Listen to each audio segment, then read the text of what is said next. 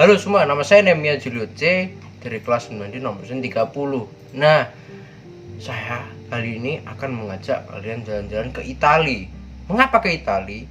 Karena tanggal 21 Mei kemarin kita kelas 9 mengadakan study tour ke Italia, Mamen. Nah, di Italia kita ini akan menjelajahi basilika-basilika yang ada di situ gitu. Nah, saya bacakan satu-satu, Mamen. Namanya sulit-sulit. Pertama, Basilika Santo Pietro di Vatikan. Kemudian Basilika Santo Paolo. Kemudian ada Basilika Santo Giovanni di Laterano. Kemudian di Roma ada Basilika di Santa Maria Maggiore. Itu di Roma. Kemudian di Assisi ada Basilika Santo Francesco. Kemudian kita ke Padova, kita menuju ke Basilika Santo Antonio. Kemudian ke Siena. Nah, di sini kita tidak ke Basilika tapi ada namanya Santuario di Santa Caterina. Nah, ini adalah tempat-tempat yang kita akan kunjungi. Tapi ada satu basilika yang saya akan jelaskan bersama teman saya, Diota, gitu. Nah, basilika yang kita pilih adalah Basilika Santo Pietro atau Santo Petrus yang berada di Vatikan. Nah, nggak usah kelamaan, kita langsung bahas saja. Let's go, Diota. Oke, kita langsung bahas ke Basilika Santo Petrus. Sebelum kita menjelaskan ke Basilika Santo Petrus, kita harus lebih tahu dulu siapa itu Santo Petrus. Santo Petrus merupakan salah satu murid Yesus dan juga merupakan paus pertama umat Kristiani. Santo Petrus ini meninggal dengan cara disalibkan terbalik karena dia tidak mau sama seperti Yesus. Karena menurut dia tidak layak sama seperti Yesus. Oke, lanjut kita bahas ke basilikanya. Let's go. Oke, Basilika Santo Petrus yang terletak pada Vatikan merupakan salah satu basilika yang cukup megah dan mewah. Sangat besar dengan arsitekturnya yang unik dan indah.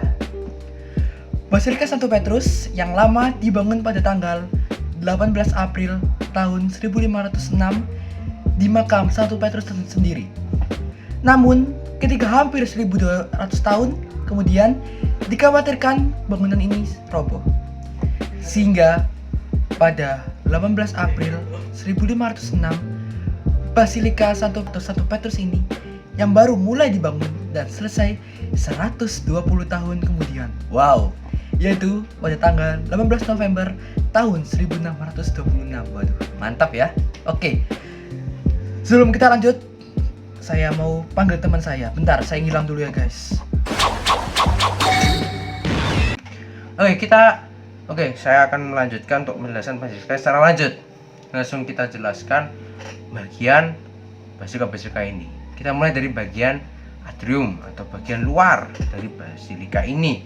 Basilika ini memiliki arsitektur yang unik. Dan ya, misalnya Anda bisa lihat gambar ini bagian luar ya kan. Ketika kita berdiri pada titik ini sama titik ini, kita tuh bisa lihat bahwa pilar-pilarnya ini terdiri hanya dari satu baris saja, padahal ini kan ada beberapa pilar, ada 4 baris kan. Jadi pilar yang bagian luar ini tidak kelihatan. Itu menarik karena itu ada pada zaman itu sudah ada perhitungan seperti itu, berarti cukup bagus. Enggak cukup bagus, memang sangat bagus. Itu sangat menarik. Dan kedua adalah ada tanda atau emblem, kawan.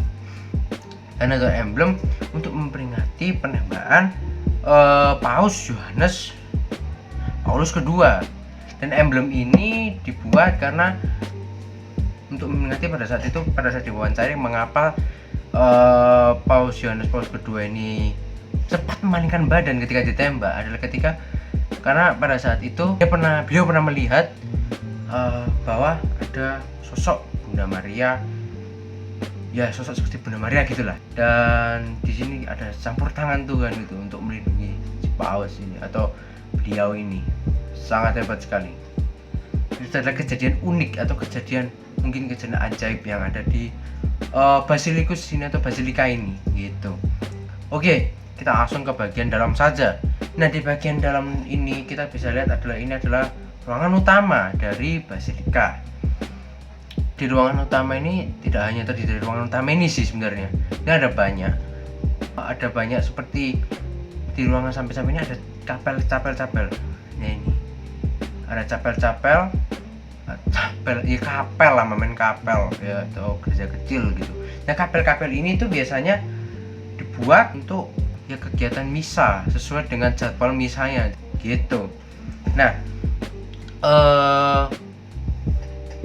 di dalam dan kapel ini terdiri dari nggak banyak sih, sebenarnya ada beberapa.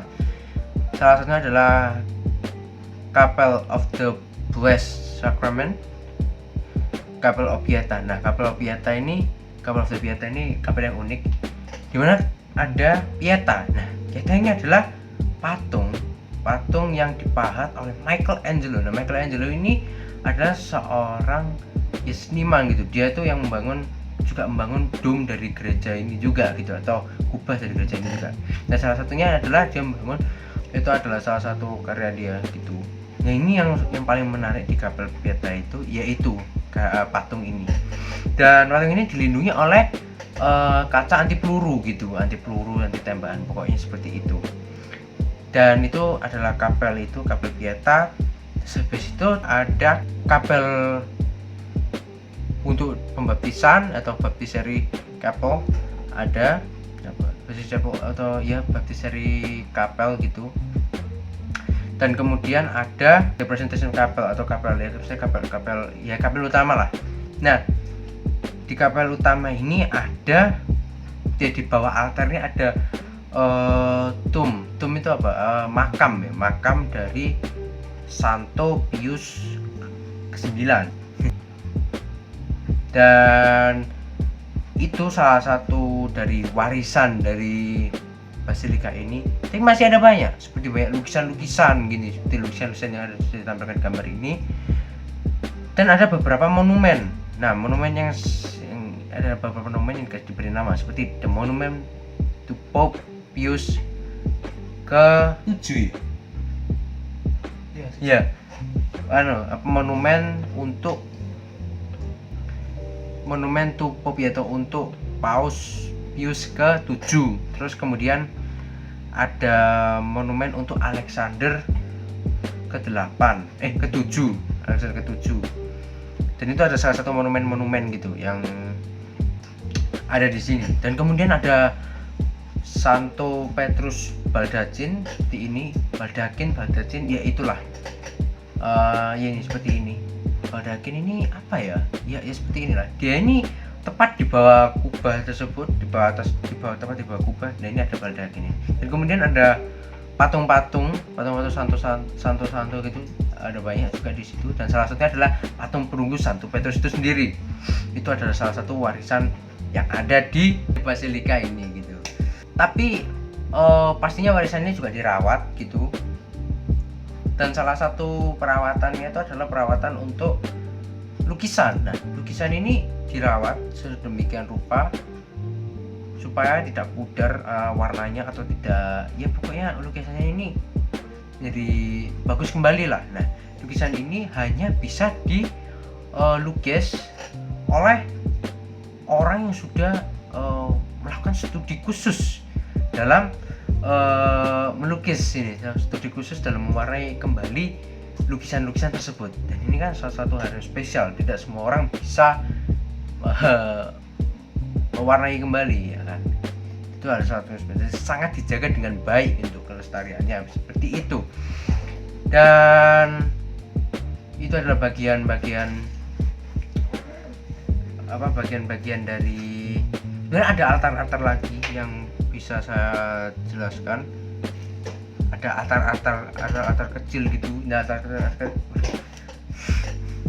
dikatain. Jadi, dan kemudian ada altar gitu yang tidak terlalu besar, ya cuma hanya sekedar altar gitu. Yang itu di atasnya ini biasanya ada lukisannya gitu, mosaik gitu. Nah, itu tadi lukisannya tuh hanya bisa diwarnai kembali oleh orang-orang tertentu gitu. Seperti itu, Mamen. Dan itu saja yang saya hanya bisa jelaskan di Basilika Santo Petrus ini gitu. Dan itu sekian dari saya. Terima kasih. Julio di sini. Sampai ketemu lagi. Terima kasih Julio telah menjelaskan Basilika Santo Petrus secara rinci. Sekarang giliran saya untuk menyampaikan pesan dan kesan. Kesan saya, wow, saya merasa bangga sekali memiliki basilika yang sangat mewah dan megah. Dan pesannya, kita harus selalu bersyukur karena kita memiliki basilika yang mewah dan indah.